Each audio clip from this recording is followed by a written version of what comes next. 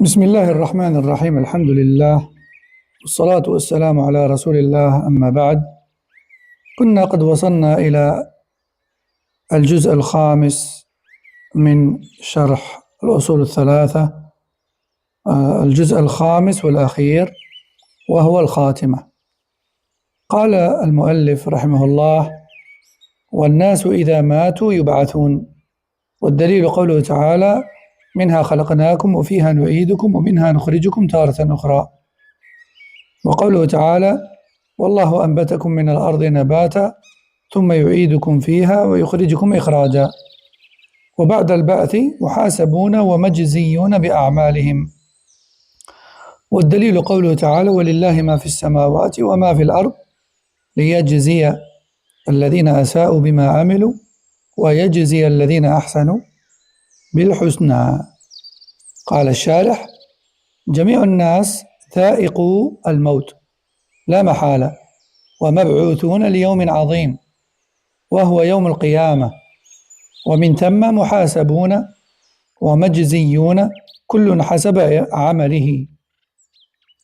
Donc, après la mort de tous, nous serons ressuscités, puisqu'Allah dit ce qui a pour sens: c'est de la terre que nous vous avons créée, et en elle que nous vous remettrons, et d'elle que nous vous ferons ressortir de nouveau. Il dit également: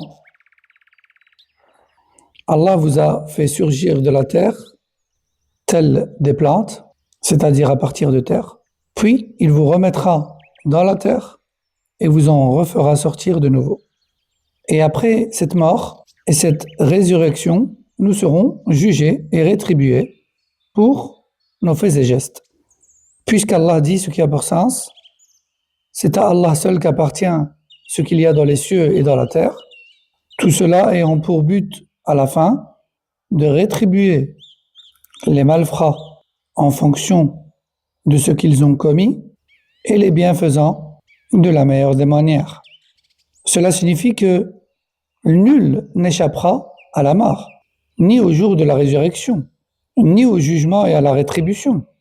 ثم قال المؤلف: ومن كذب بالبعث كفر، والدليل قوله تعالى: زعم الذين كفروا أن لن يبعثوا قل بلى وربي لتبعثن ثم لتنبؤن بما عملتم وذلك على الله يسير. يعني من كذب بالبعث والحساب كفر لأنه أنكر ركنا من أركان الإيمان. Et quiconque renie la résurrection a mécru, puisqu'Allah dit ce qui a pour sens: les mécréants ont prétendu qu'il n'y aura pas de résurrection. Dis-leur: je jure par mon Seigneur que vous serez ressuscités, puis on vous rappellera tout ce que vous avez fait, et tout cela est très facile pour Allah. Dit autrement, quiconque remet en cause la résurrection, le jugement et la rétribution est considéré comme non-croyant, car il a rejeté un pilier parmi les piliers de la foi. ثم قال المؤلف: وأرسل الله جميع الرسل مبشرين ومنذرين، والدليل قوله تعالى: رسلا مبشرين ومنذرين، وأولهم نوح عليه السلام وآخرهم محمد صلى الله عليه وسلم وهو خاتم النبيين. والدليل على أن أولهم نوح عليه السلام قوله تعالى: إنا أوحينا إليك كما أوحينا إلى نوح والنبيين من بعده. قال الشارح: نوح عليه السلام أول الرسل، والدليل قوله تعالى: إنا أوحينا إليك كما أوحينا إلى نوح والنبيين من بعده. أما أول الأنبياء فهو آدم عليه السلام، والدليل أن النبي صلى الله عليه وسلم سئل عن آدم أنه نبي قال: نبي مكلم. وآخر الأنبياء والرسل محمد صلى الله عليه وسلم، والدليل قوله تعالى: ما كان محمد أبا أحد من رجالكم ولكن رسول الله وخاتم النبيين. فكل من ادعى النبوة أو الرسالة بعد النبي صلى الله عليه وسلم فهو كاذب كافر، وكل من صدق هذا المدعي فهو كافر مثله. Allah subhanahu wa ta'ala a envoyé tous les messagers comme annonciateurs du paradis et de la bonne nouvelle pour les croyants, et avertisseurs contre la mauvaise nouvelle et l'enfer pour les mécréants. Allah Jalla wa Ala dit ce qui a pour sens, c'était des messagers, annonciateurs de bonnes nouvelles et avertisseurs contre les menaces et les mauvaises nouvelles. Et le premier des messagers est Nuh alayhi salam et le dernier Muhammad sallallahu alayhi wa sallam. Et la preuve sur le fait que Nuh alayhi salam est le premier messager, c'est la parole d'Allah qui a pour sens, nous t'avons octroyé la révélation à toi, ô Muhammad sallallahu alayhi wa sallam, comme nous l'avons octroyé à Nuh, ainsi qu'aux prophètes après lui. Donc Nuh alayhi salam est bel et bien le premier messager, avec comme preuve ce verset. Nous t'avons révélé à toi comme nous l'avons fait pour Nuh et les prophètes après lui. Quant au premier prophète tout court, c'est Adam alayhi salam. D'ailleurs, lorsque le prophète sallallahu alayhi wa sallam a été questionné sur Adam, était-il un prophète? Le prophète sallallahu alayhi wa sallam a dit oui, c'était un prophète, et c'est même un prophète qui a eu le privilège de parler directement avec Allah tabaraka wa ta'ala. Et le dernier des prophètes et des messagers est Muhammad sallallahu alayhi wa sallam. Et la preuve est la parole d'Allah qui a pour sens, Muhammad n'est pas le père de l'un d'entre vous, mais plutôt le messager d'Allah et le dernier des prophètes. Et comme vous savez, tout messager est prophète et tout prophète n'est pas messager. Donc le fait qu'Allah tabaraka wa ta'ala dise ici que Muhammad est le messager d'Allah et le dernier des prophètes, c'est-à-dire qu'il n'utilise pas le même terme. Il affirme que c'est le messager et il conclut en disant que c'est le dernier des prophètes. Ça veut dire qu'il n'y a aucune possibilité de prophétie après lui. Et encore moins de messager. Quiconque prétend qu'il est prophète ou messager après Muhammad sallallahu alayhi wa sallam est donc sans aucun doute un menteur et un mécréant. Et quiconque le croit en cela et le suit, alors il est comme lui. قال المؤلف وافترض الله على جميع العباد الكفر بالطاغوت والإيمان بالله. قال ابن القيم رحمه الله الطاغوت هو ما تجاوز به العبد حده من معبود أو متبوع أو مطاع. وكل أمة بعث الله إليها رسولا من نوح إلى محمد صلى الله عليه وسلم يأمرهم بعبادة الله وحده وينهاهم عن عبادة الطاغوت. والدليل قوله تعالى ولقد بعثنا في كل أمة رسولا أن يعبدوا الله واجتنبوا الطاغوت. والطواغيت كثيرة ورؤوسهم 5 إبليس لعنه الله ومن عبد وهو راض ومن دعا الناس إلى عبادة نفسه ومن ادعى شيئا من علم الغيب ومن حكم بغير ما أنزل الله. والدليل قوله تعالى لا إكراه في الدين قد تبين الرشد من الغي فمن يكفر بالطاغوت ويؤمن بالله فقد استمسك بالعروة الوثقى. قال المؤلف وهذا معنى لا إله إلا الله. وفي الحديث النبوي رأس الأمر الإسلام وعموده الصلاة وذروة سنامه الجهاد في سبيل الله. الحديث. قال الشارح أرسل الله الرسل والأنبياء مبشرين ومنذرين وكلهم مجمعون على دعوة التوحيد ومحاربة الطاغوت والشرك بألوانه. والدليل قوله تعالى ولقد بعثنا في كل أمة رسولا يعني في كل طائفة أن يعبدوا الله يعني وحدوا الله واجتنبوا الطاغوت يعني اجعلوا الطواغيت في جانب وأنتم في جانب وهذا أبلغ في الزجر والبعد عنهم وهو من تحقيق البراءة من الشرك وأهله. وافترض الله على جميع العباد الكفر بالطاغوت والإيمان بالله ولا بد من الكفر بالطاغوت أولا قبل الإيمان بالله لقوله تعالى فمن يكفر بالطاغوت ويؤمن بالله. والطاغوت هو ما تجاوز به العبد حده من معبود كالأحجار والأشجار أو متبوع كعلماء السوء أو مطاع كالأمراء الخارجين عن طاعة الله. والطواغيت كثيرون ورؤوسهم 5 إبليس لعنه الله والشيخ هنا إنما لعنه من باب الإخبار ومن عبد وهو راض ومن دعا الناس إلى عبادة نفسه ومن ادعى شيئا من علم الغيب ومن حكم بغير ما أنزل الله. طبعا هنا العلماء دققوا وقالوا من حكم بغير الله معتقدا وزائما أن حكمه هذا الذي هو غير حكم الله يساوي أو يفضل حكم الله فحينئذ هذا طاغوت كافر. وأما من حكم بغير ما أنزل الله لهوى في نفسه أو لمصلحة دنيوية وهذا بلا شك ضعف إيمان فهو كفر دون كفر يعني كفر أصغر كما قال ابن عباس وغيره. L'auteur rahimahullah dit Allah nous a imposé à tous de rejeter toute fausse divinité et de croire en Allah seul et d'obéir à Allah seul et d'adorer Allah seul. Et l'imam Ibn al-Qayyim rahimahullah dit At-Taghut, qui, je rappelle, vient du verbe tara, qui signifie exagérer, dépasser les limites.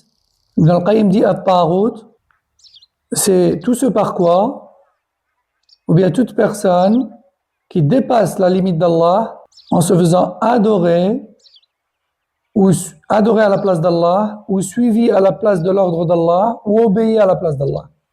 Fin de citation. C'est-à-dire en pleine connaissance de cause, en agréant cela. Et il n'y a pas un peuple sans qu'Allah lui ait envoyé un messager. Depuis le peuple de Nuh, alayhi salam, jusqu'à Muhammad sallallahu alayhi wa sallam. Et tous ces prophètes et ces messagers-là avaient un seul prêche, qui est d'enjoindre à l'humanité l'adoration d'Allah seul, et de le mettre en garde contre l'adoration de Taghut, c'est-à-dire des fausses divinités. Allah dit ce qui a pour sens, nous avons envoyé dans chaque communauté un messager pour leur dire adorez Allah seul et écartez-vous de Taghut. Ibn al-Qayyim continue en disant les Taghut sont très nombreux, mais les plus fréquents et les plus grands d'entre eux sont au nombre de 5. Iblis, qu'Allah a maudit. Ensuite, toute personne qui se fait adorer en dehors d'Allah tout en agréant cela. Ensuite, toute personne qui appelle les gens à l'adoration de sa personne. Ensuite, toute personne qui prétend connaître l'invisible. Et enfin, toute personne qui régit selon autre que la loi d'Allah. Alors bien sûr, sur ce dernier, les savants ont fait des précisions. Les savants parmi les Sahaba et ceux qui les ont suivis. Et on citera ça à la fin, Inch'Allah. Et la preuve de tout ça, c'est la parole d'Allah qui a pour sens. En effet, nulle contrainte en religion. Désormais, la vérité et le droit chemin, c'est clairement distingué du faux. Quiconque, à partir de maintenant, rejette at-Taghut, les fausses divinités, et croit en Allah seul, alors il s'est accroché à l'anse la plus solide, c'est-à-dire la ilaha illallah. C'est pour ça que Mohammed Abdul Wahhab, rahimahullah, juste après, il dit et voici donc le sens de la ilaha illallah. Puis il rappelle un hadith pour terminer en disant le prophète sallallahu alayhi wa sallam a dit ce qui est à la tête des choses les plus importantes, c'est la soumission totale à Allah. Et ce qui maintient cette religiosité au quotidien, c'est la salat. Et ce qui permet de défendre cette religion et de la propager sur terre, c'est la lutte dans le sentier d'Allah. Donc tous les prophètes et les messagers sont unanimes sur le sujet principal du prêche, à savoir d'unifier Allah et de lutter contre l'idolâtrie, sous toutes ses formes. Et lorsqu'Allah nous dit ce qui a pour sens, adorez Allah et écartez-vous de Taghut, cela signifie, vouez tout votre culte à Allah et placez-vous à l'extrême opposé des fausses divinités. On voit donc comment cette prescription et cet ordre d'Allah est strict et sans discussion. C'est-à-dire de se désavouer totalement de l'idolâtrie et des idolâtres dans leur idolâtrie. Allah a donc ordonné à tous ses serviteurs de rejeter l'idolâtrie et de croire en Allah seul. La ilaha illallah. Pas de divinité méritant le culte, sauf Allah seul. Il faut donc tout d'abord rejeter le faux, puis affirmer le vrai. Puisqu'Allah a clairement dit « Quiconque rejette les fausses divinités ». Tandis qu'il croit en Allah seul, alors il s'est accroché à l'anse la plus solide, c'est-à-dire la ilaha illallah. At-Taghut, c'est-à-dire celui ou ce par quoi on dépasse la plus grande limite d'Allah, c'est tout ce que les gens adorent en dehors d'Allah, comme les pierres et les arbres, ou suivent à la place des ordres d'Allah, comme les prêcheurs de l'égarement, les prêcheurs qui prétendent appeler à l'islam alors qu'ils appellent à l'adoration des tombes et autres. Ce n'est qu'un exemple, bien sûr.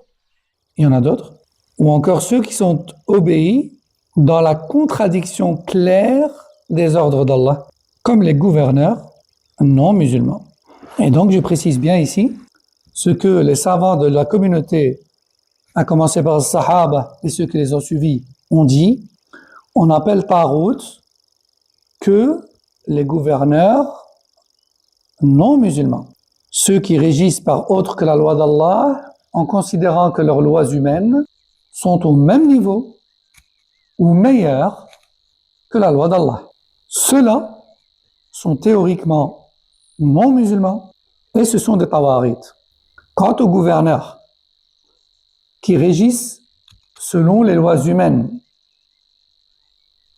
et non pas la charia, parce qu'ils n'ont pas le choix, qu'ils sont affaiblis et qu'ils n'ont pas grande mainmise sur le fonctionnement de leur gouvernement, ou bien pour des intérêts personnels, mondains, tout en ayant pour conviction que la loi d'Allah, rien ne l'égale et que c'est la stricte vérité et que c'est la meilleure des choses à faire, alors ceux-là commettent de la mécréance mineure, comme a dit Ibn Abbas et d'autres.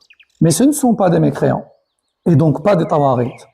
ثم قال الشارح الحكم بغير ما أنزل الله فيه تفصيل كفر أكبر وهو إذا اعتقد أن حكم البشر مثل حكم الله أو أفضل منه وهناك الكفر دون كفر وهو من اعتقد أن الحكم بغير ما أنزل الله باطل ولكنه يحكم به لهوى أو حب رياسة أو لغير ذلك من الأسباب.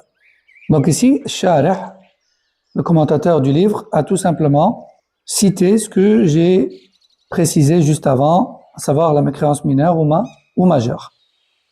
La mécréance majeure avec laquelle ce gouverneur devient tarout et la mineure, où il est considéré comme auteur de shirk mineur et donc mécréance mineure, mais pas tarout. ثم ذكر الشارح تقسيم الإمام ابن القيم رحمه الله للجهاد إلى 4 مراتب.